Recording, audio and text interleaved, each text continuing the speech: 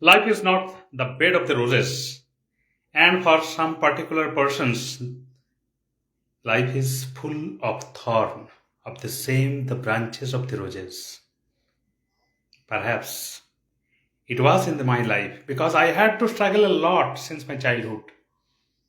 I was born and brought up in a rural West Bengal where there was not that much facility for the educations. And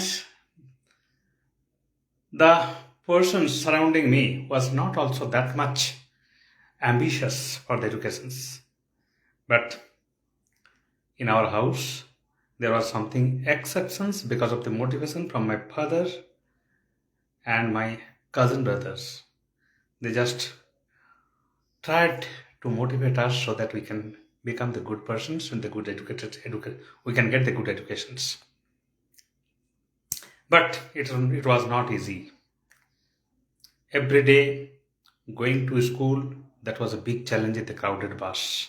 And coming from the school was also the big challenge. And that's why in the commuting to and the fro, we had to spend a lot of hours, at least 4 hours. I used to get tired after coming from the school.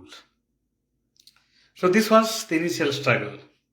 But right now, after a lot of efforts, I got admitted in the government engineering college. I become engineer and I chose that times mechanical engineering. But my profession turned into a very traumatic experience because of the maintenance engineering. It's a thankless job. If anything good, production is good, it's the credit of the operation people. But if machine is down, it's your fault, my fault, and my team's fault. This is the mentality in most of the operating plant, process plant particularly. And there are a lot of things that is dependent on the disturbing of the operation parameters to cause the breakdown. But even then, it's life. These are all difficult situations I had to handle throughout my career. And right now, at my fag end of the career, it is also challenging because of the so many unexpected breakdown in the equipment. And that also because of the not providing the spare parts from the client. But anyway, whatever might be the range of the difficulties, even if I had to stay in the plant more than 24 hours, I just try to manage it. And this is the difficult situations. Even in this difficult situation, I always keep myself cool and calm. And I try to motivate my people below me.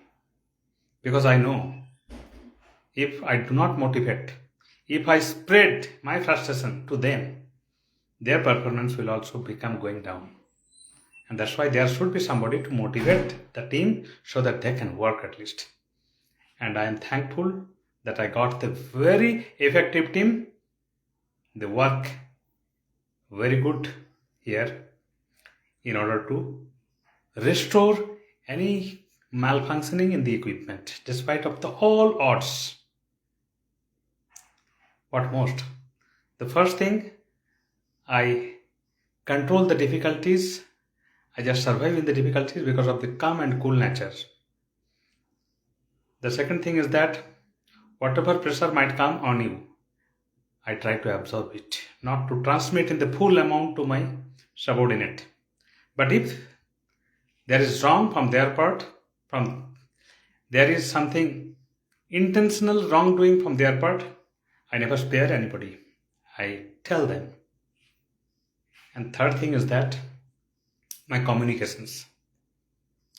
In a proper way, I communicate. I used to leave no stone unturned in order to solve this.